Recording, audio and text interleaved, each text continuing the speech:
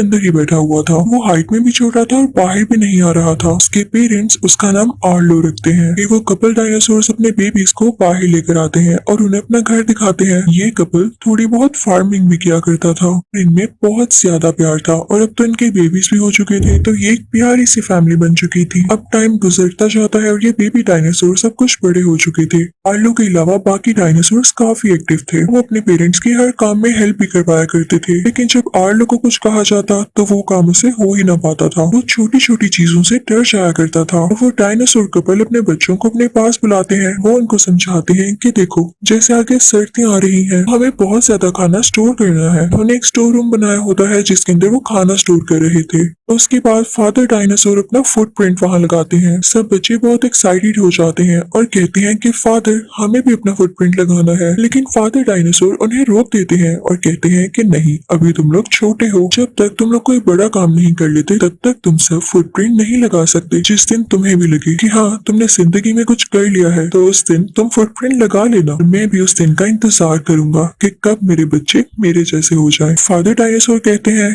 कि चलो, आज के दिन मैं तुम लोगों को टेस्ट करूं। अगर तुम लोगों ने मेरे कहे गए काम अच्छे से कर लिए तो बेशक आज ही ये फुटप्रिंट लगा देना। सब काफी एक्साइटेड हो जाते हैं, लेकिन आर्लो भी बेचारा डर रहा होता है। अब आर्लो का भाई बड़े बड़े दरख्त उठाकर लकड़ियां इकट्ठी करता है और आर्लो की बहन सारा फार्म साफ करती है। अब उन दोनों को परमिशन मिल जाती है फुटप्रिंट लगाने की, लेकिन अगर आर्लो की बात की जाए तो उसने कुछ भी नहीं किया था। उससे हो ही नहीं पा रहा था, तो उसके फादर उसको अलाउ नहीं करते। आर्लो बहुत हर्ट हो जाता है और तभी उसका भाई आकर उसे छेड़ने लगता है कि छोटे बच्चे, तुम तो कुछ भी नहीं कर पाते हो। तो आर्लो उससे कहता है कि ऐसे नहीं करो, मुझे बुरा फील होता है। मैं अपनी तरफ से कोशिश करता हूँ पर मुझसे नहीं हो पाता। लेकिन उसका भाई उसे फिर भी छेड़ता रहता है। तो तभी वहाँ पर उसकी फैमिली आ जाती है और वो आर्लो के भाई को डांटती है कि भाई को ना तंग करो। तो आर्लो कहता है कि आप सबको ये लगता है ना कि मैं कुछ नहीं कर पाता, मैं एक दिन जरूर कुछ करूंगा और मैं भी अपना फुटप्रिंट लगाऊंगा यहाँ पर। जब रात को आर्लो सो रहा होता है तो उसके पास उसके फादर आते हैं और उसे कहते हैं कि बेटा, मेरे साथ चलो। रात में वो दोनों वॉक करने लग जाते हैं, जो कि काफी क्यूट सीन है। आर्लो के फादर उसे समझाते हैं कि जब तक तुम डरते रहोगे तब तक तुम कुछ भी नहीं कर पाओगे। मुझे तुम्हारे डर को खत्म करना है। कॉन्फिडेंट रहो, तुम्हारे लिए कुछ भी करना मुश्किल नहीं है। तो फिर आर्लो सो जाता है। जब वो लोग सुबह उठते हैं तो आर्लो के फादर देखते हैं कि उनका स्टोर किया गया खाना कोई ले गया है। यानी वहाँ पर कोई ऐसा जानवर आया था, या तो उनका खाना खा गया या तो अपने साथ ले गया चुरा कर। वो सब काफी परेशान होते हैं, लेकिन आर्लो के फादर उससे कहते हैं कि बेटा, अब टाइम आ गया कि मैं तुम्हारे कॉन्फिडेंस को टेस्ट करूं और देखूं कि तुमने मेरी बातों का कितना असर लिया, तुमने कितनी सीखी मेरी बातें। तुम्हारा काम ये है कि तुमने उस जानवर को पकड़ कर लाना है जिसने हमारा खाना चुराया। तुम्हें उसे जाल में फंसाना होगा और फिर उसे मारना भी होगा, और अगर तुमने ये कर लिया तो मैं तुम्हें भी अलाउ कर दूंगा वहाँ फुटप्रिंट लगाना। आर्लो अब ये सुन के काफी एक्साइटेड था। आर्लो के फादर जाल बिछाने में उसकी मदद करते हैं। फिर आर्लो वेट करने लगता है कि वो जानवर कब आए। जहाँ पर उन लोगों ने ट्रैप लगाया वहाँ पर वो कॉर्न्स रख देते हैं। अचानक से एक जंगली बच्चा आता है और उन कॉर्न्स को उठाने लगता है। यानी असल में चोर कोई जानवर नहीं बल्कि यही जंगली बच्चा था। अब आर्लो जल्दी से अपना ट्रैप उसके ऊपर फेंक देता है। वो बच्चा नेट में फंस चुका था, लेकिन वो काफी चिल्लाता है। वो अपनी ही जुबान में कह रहा होता है कि मुझे फ्री करो।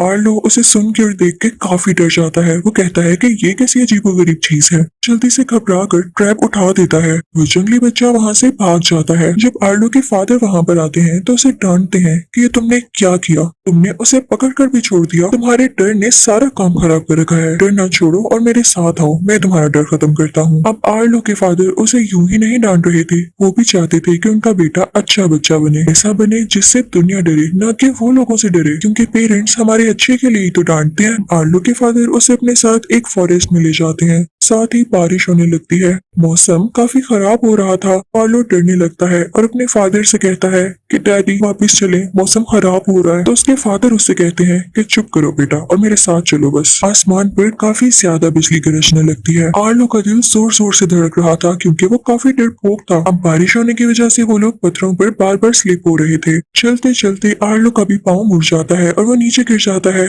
तो आर्लो अपने डैड से कहता है कि डैड, बस अब और नहीं ना। तो उसके डैड उससे कहते हैं कि मुझे भी बुरा लग रहा है कि मैं अपनी बेटी को यहाँ पर लेकर आया हूँ, लेकिन तुम भी इस बात को समझो, अगर मैं तुम्हारा डर नहीं खत्म करूंगा तो बड़े होकर तुम क्या करोगे। चलो ठीक है, आज के लिए इतना ही और अब हम वापस जाते हैं। लेकिन तभी बारिश बहुत तेज होने लगती है। तेज हवा चल रही होती है, यानी तूफान आ जाता है। पत्थरों के साथ साथ यानी नीचे फ्लड आने लगता है। उसके साथ हर चीज बहकर आने लगी थी। आर्लो के फादर उसे कहते हैं कि बेटा फौरन से ऊपर जाओ। वो अपने मुंह और अपनी टेल से अपने बेटे आर्लो को ऊपर की तरफ उछाल देते हैं कि ये कहीं फ्लड में न बह जाए, लेकिन खुद वो नीचे रह जाते हैं। फ्लड उन्हें बहा कर ले जाता है। यहाँ पर स्क्रीन कुछ देर के लिए ब्लैक हो जाती है क्योंकि ये बहुत इमोशनल सीन था। आर्लो अब अपने फादर को खो चुका था। अब आर्लो वहाँ से वापस अपने घर आ जाता है। अब वो भी अपने बाकी बहन भाइयों के साथ काम करवाने लगा था। वो काफी उदास रहता था। एक दिन आर्लो काम कर रहा होता है तो उसे वही जंगली बच्चा नजर आता है। तो उसके दिमाग में फौरन से वो बात क्लिक होती है कि उसके फादर ने कहा था कि उसे पकड़कर मार देना,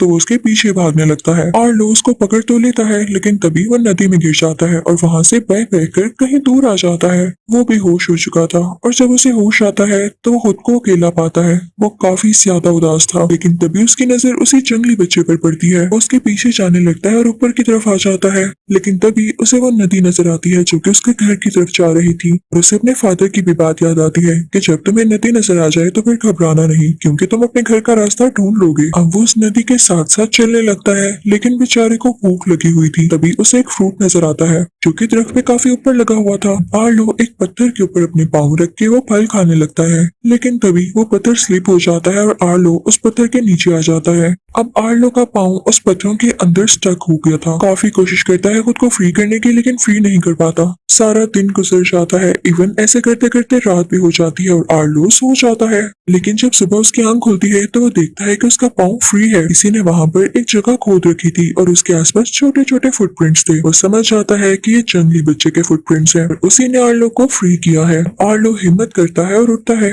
आसपास की लकड़ियां इकट्ठी करके खुद के लिए एक होम बनाने लगता है, यानी शेल्टर, जिसमें वो रहेगा। तभी वहाँ पर वो जंगली बच्चा दोबारा आता है। वो आर्लो के लिए एक लिजर्ड लाता है क्योंकि उसे भूख लगी हुई थी, लेकिन आर्लो से कहता है पीछे करो इसे। आर्लो उससे भी डर जाता है क्योंकि वो जंगली लिजर्ड थी। फिर उसके बाद बच्चा एक बहुत बड़ा सा कीड़ा लेकर आता है। वो अपने मुंह से ही उसका सर अलहदा कर देता है और उसे इशारा करता है कि खाओ इसे, लेकिन आर्लो उससे भी नहीं खाता क्योंकि वो वेजिटेरियन था और पौधे और दरख्त और फ्रूट्स इस तरह की चीजें खाया करता था। अब उस बच्चे को समझ आ जाती है कि इसे क्या खाना है। वो उसके लिए वही फ्रूट लाता है जो कि आर्लो ने देखा था। आर्लो क्योंकि काफी भूखा था तो उसे तेजी से खाने लगता है। अब वो बच्चा समझ जाता है कि इसको क्या चाहिए, तो वो उसे अपने साथ एक जगह पर ले आता है जहाँ पर इस फ्रूट का दरख्त था। वहाँ पर काफी ज्यादा इस तरह की बेरीज लगी हुई थी। तो आर्लो के मुंह में पानी आ जाता है। वो फौरन से उसकी तरफ बढ़ने लगता है, लेकिन वो बच्चा उसे रोकने लगता है। पहले तो हमें समझ नहीं आती कि क्यों रोकता है, लेकिन जब आर्लो सर के पास जाता है तो वहाँ पे एक बहुत बड़ा स्नेक निकलता है। वो आर्लो पर अटैक करने ही वाला होता है कि वो जंगली बच्चा उस स्नेक पर हमला कर देता है। उन दोनों में फाइट होती है और आखिरकार वो स्नेक वहाँ से डरकर भाग जाता है। अब वो लोग एक जगह पर जा रहे होते हैं कि तभी कुछ लकड़ियों में से और दरख्तों में से एक जायंट सा जानवर बाहर आता है जिसके सींगों पर कुछ बर्ड्स बैठे हुए थे। वो आर्लो से पूछता है कि तुम्हारे साथ ये बच्चा कौन है, क्योंकि वो दोनों जानवर थे तो आपस में बातचीत कर सकते थे। तो आर्लो कहता है कि मुझे नहीं पता इसका नाम। तो वो कहता है कि चलो रख लो फिर इसका कोई नाम। तो आर्लो से कहता है स्पॉट, और वो जंगली बच्चा पीछे मुड़कर देखता है, यानी उसे अपना नाम ही शायद अच्छा लगा होगा। आर्लो और स्पॉट में काफी दोस्ती हो जाती है और वो एक साथ चलने लगते हैं। आर्लो इनफैक्ट अपने घर जा रहा था, लेकिन उसे रास्ता समझ नहीं आ रहा था।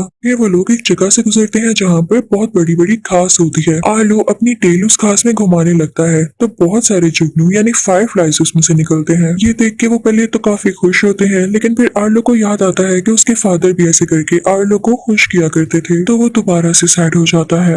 आर्लो उदास होकर नीचे बैठ जाता है। आर्लो 5 छोटी छोटी लकड़ियां मिट्टी में खड़ी करता है और फिर सबसे बड़ी लकड़ी को मिट्टी में दबा देता है। यानी आर्लो स्पॉट को अपनी फैमिली के बारे में बता रहा था कि हम 5 लोग थे, लेकिन मेरे फादर मर गए। जब वो स्पॉट का कोई रिएक्शन नहीं देखता तो उदास हो जाता है कि हाँ, मैं किसको समझा रहा हूँ। लेकिन तभी स्पॉट भी उठता है और 3 लकड़ियां मिट्टी में खड़ी करता है। वो 2 बड़ी लकड़ियों को मिट्टी में दबा देता है और जो छोटी लकड़ी होती है उसको देखकर उदास होने लगता है क्योंकि वो खुद ही था। उसकी बात का ये मतलब था कि उसके पेरेंट्स मारे गए और वो भी अब इस दुनिया में अकेला है। दोनों एक दूसरे को गले लगाकर उदास होकर बैठ जाते हैं। अब अगले दिन वो अपने अगले रास्ते के लिए निकलते हैं, लेकिन तभी तूफान आ जाता है, तेज बारिश होने लगती है और वैसा ही फ्लड आता है जिसमें उसके फादर मारे गए। तो वो काफी डर जाता है और वहाँ से भागने लगता है। वो एक दरख्त के नीचे जाकर छुप जाता है, लेकिन जब उसकी आंख खुलती है तो वो देखता है कि वो नदी से काफी दूर है। उसे नदी कहीं पर भी नजर नहीं आ रही थी जिससे वो अपने घर का पता लगा पाता। वो काफी उदास हो जाता है और आगे की तरफ बढ़ने लगता है। तभी उसे अजीब और गरीब से परिंदे नजर आते हैं।